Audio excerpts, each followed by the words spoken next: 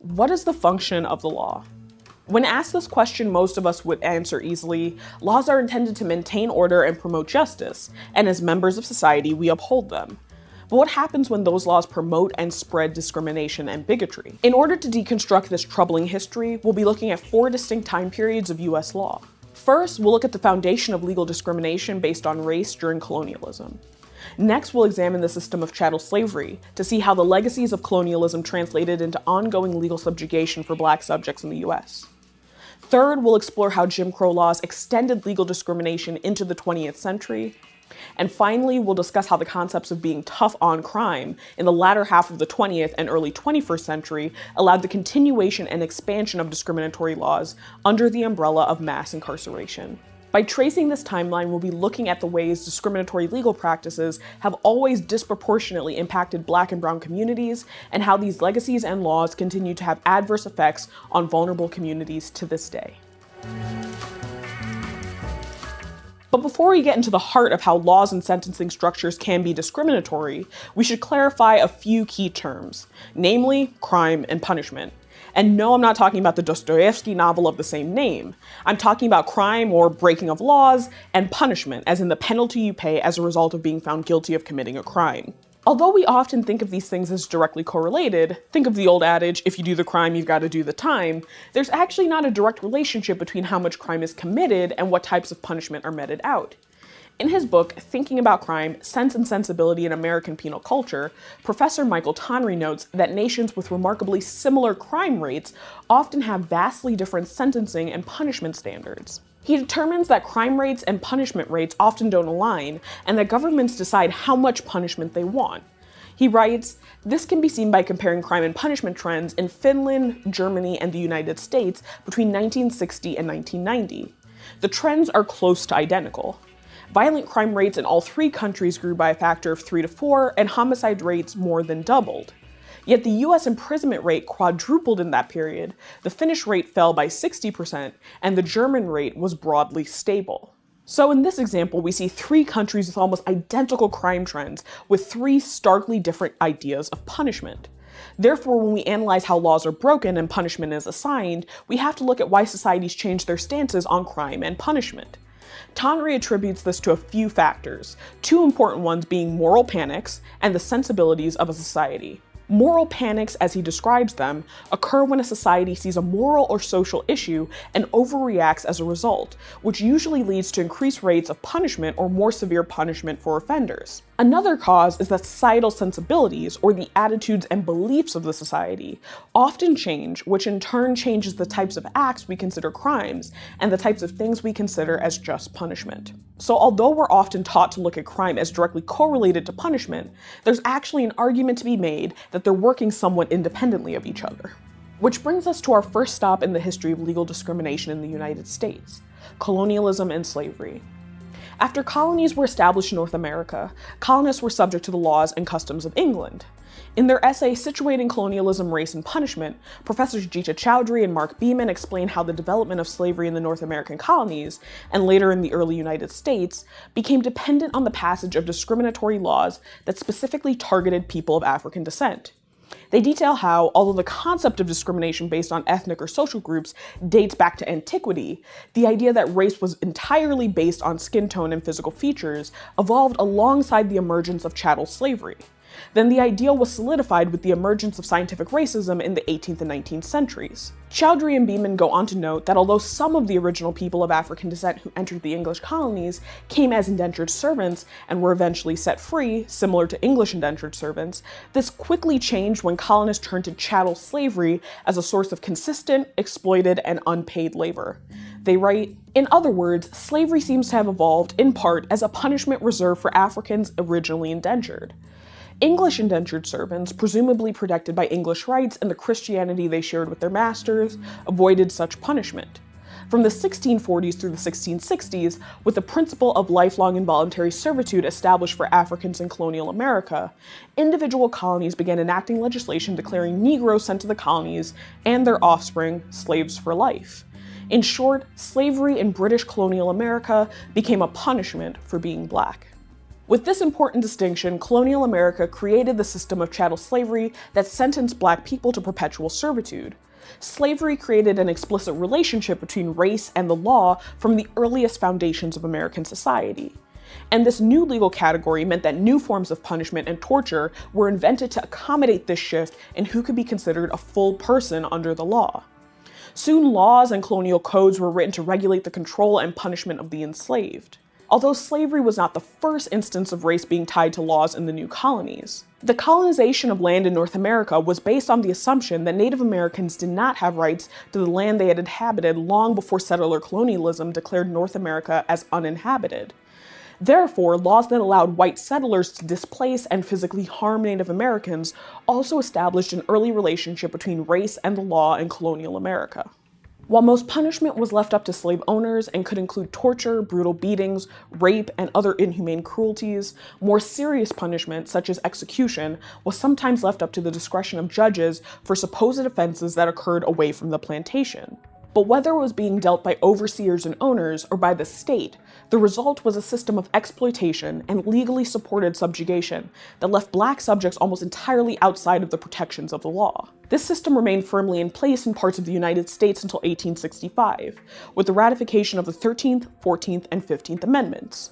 But even these newly won freedoms could not guarantee the continuation of legal and extra-legal methods of racial and social control.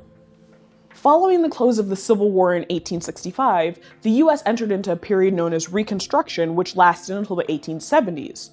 Although there were some legal and societal victories for Black subjects during this time, they were swiftly overturned and replaced by Jim Crow laws. Jim Crow introduced a set of laws that systematically stripped Black citizens of their rights while also relegating them to inferior, separate but equal public facilities like schools, washrooms, and sections of the bus, among other indignities. Black citizens were denied access to basic rights like voting, while also suffering under the weight of racial terror imposed by groups like the KKK and other white supremacists who organized lynchings and other forms of racialized violence.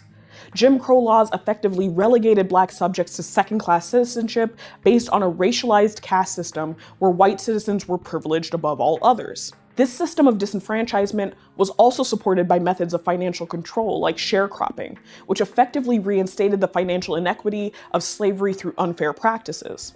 And systems like convict leasing guaranteed that Black people would be returned to a system almost identical to slavery in everything but name. With convict leasing, private businesses could rent the labor of prisoners to complete tasks. The businesses would pay the state, and the prisoners would be forced to perform labor for free. As a result, Southern states started incarcerating newly emancipated Black citizens at a higher rate, for anything from petty theft to vagrancy to other vaguely defined laws. This practice lasted from the late 19th century into the early 20th century.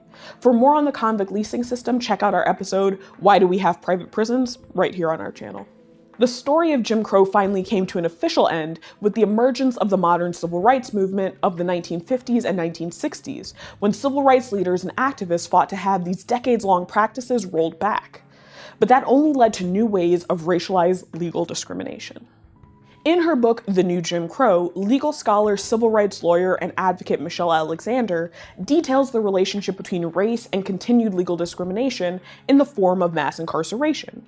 In the 1960s, the prison population in the United States was around 200,000, but by the early 2000s, that number had exploded to over 1.5 million people in prison, with hundreds of thousands in other penal facilities. Think youth facilities, jails, and immigrant detention centers. And much of that increase can be attributed to Reagan-era war on drugs policies, although the war on drugs was first popularized by the Nixon administration in the 1970s. Popular wisdom connects these policies to the rise of crack cocaine across the US. However, according to Alexander, the official political campaign in 1982, known as the War on Drugs, actually predates the rise of crack cocaine addiction it was commonly assumed to address. She writes, "A few years after the drug war was declared, crack began to spread rapidly in the poor Black neighborhoods of Los Angeles and later emerged in cities across the country. The Reagan administration hired staff to publicize the emergence of crack cocaine in 1985 as part of a strategic effort to build public and legislative support for the war. The media campaign was an extraordinary success. The media bonanza surrounding the new demon drug helped to catapult the war on drugs from an ambitious federal policy to an actual war." Because of its cheaper price, crack cocaine use spread more rapidly in poor communities than its more expensive counterpart, powder cocaine. After the war on drugs picked up popularity and speed, we began to see the rapid incarceration of minorities, oftentimes for non-violent drug-based offenses as a result. And those arrested for crack cocaine-related charges face much more severe sentences compared to other drug offenses. For example, it was common practice to follow the 100-to-1 rule. An op-ed in the New York Times explains, "In what's known as the 100-to-1 rule, federal law mandates a 10-year sentence for anyone caught with 50 grams of crack, about the weight of a candy bar. To get a comparable sentence, a dealer selling powdered cocaine would have to be caught with 5,000 grams, enough to fill a briefcase." This wasn't rolled back until 2010 when Congress passed the Fair Sentencing Act. The act reduced the disparities between sentencing for crack and powder cocaine from 100-to-1 to 18-to-1. But despite the partial reversal of war on drugs policies, the US still imprisons more people per capita and overall than any other country in the world. And although African Americans made up only roughly 13% of the US population in the 2010 census, in many areas they are the majority of the prison population, even though they are not necessarily committing crime at a higher rate than white populations. As a result, Alexander writes, "Although this new system of racialized social control purports to be colorblind, it creates and maintains racial hierarchy much as earlier systems of control did." Like Jim Crow and slavery, mass incarceration operates as a tightly networked system of laws, policies, customs, and institutions that operate collectively to ensure the subordinate status of a group defined largely by race. In her book, she details the ways that those who are convicted of crimes are permanently labeled as felons and thus systematically barred from access to the full rights of citizenship through processes like employment discrimination, being denied the right to vote, and being excluded from jury duty, although some activist groups are fighting to reverse or lessen these discriminations. So this episode just scratches the surface of the ways that laws can be established to promote unequal life outcomes for different citizens based on race. We haven't even begun to cover other forms of legal and extra-legal discrimination that occur on the basis of gender, immigration status, sexuality, and class, not to mention other minority groups that have been exposed to increased policing, surveillance, and punishment as a result of legal discrimination. It also raises fundamental questions about the law, namely who is it meant to protect and at whose expense are some of these policies enacted. My hope is that this serves as a productive primer to the ways that law can be manipulated to serve certain groups over others, and will inspire us all to remain dedicated to recognizing and standing against injustice wherever it arises. If we're going to have an honest conversation about justice, we must start at the root, not the headlines, not the surface, not the watered-down versions taught in classrooms. We have to go back to the bones of this system, to the legal foundation of the United States. Because the truth is this: American law was not built to protect Black people. It was designed to control, exploit, and erase us. From the moment this nation was formed, laws were designed to protect white landowners and institutionalize racial inequality. In 662, Virginia passed a law stating that the status of a child followed that of the mother, meaning if a Black woman was enslaved, her children would be too. This flipped English common law and legally locked Black families into perpetual slavery. This wasn't accidental, it was intentional. By the 1700s, so-called slave codes were written across Southern colonies. These laws criminalized literacy, freedom of movement, and self-defense for enslaved people. In South Carolina, enslaved Africans could be legally killed if they resisted or tried to escape. No punishment to the killer. These laws reduced Black people to property in the eyes of the state. By the 1700s, so-called slave codes were written across Southern colonies. These laws criminalized literacy, freedom of movement, and self-defense for enslaved people. In South Carolina, enslaved Africans could be legally killed if they resisted or tried to escape. No punishment to the killer. These laws reduced Black people to property in the eyes of the state. Even after 1776, the Constitution protected slavery. Article 1, Section 2 defined Black people as 3/5 of the human for political representation, not out of compassion, but to increase the power of slaveholding states. The Fugitive Slave Act of 1793 and again in 1850 made it legal to hunt down escaped slaves anywhere in the country and criminalized those who tried to help.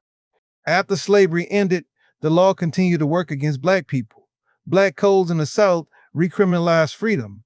If you didn't have a job or couldn't prove good behavior, you could be jailed or forced into labor. The 13th Amendment ended slavery, except as punishment for a crime, which led directly to convict leasing, another system of forced labor targeting black men. Jim Crow laws then made segregation legal. Court decisions like Plessy v. Ferguson, 1896, upheld separate but equal, cementing legal racism until the mid-20th century. Even in the North, housing covenants, redlining policies, and police practices all had legal backing. These weren't rogue actions. They were written into law and upheld by courts. The racist foundation of U.S. law still echoes today in mass incarceration, biased sentencing, and legalized voter suppression. Understanding the law's origin is not about hate, it's about truth. If we don't confront how the system was built, we'll never be able to rebuild it for justice.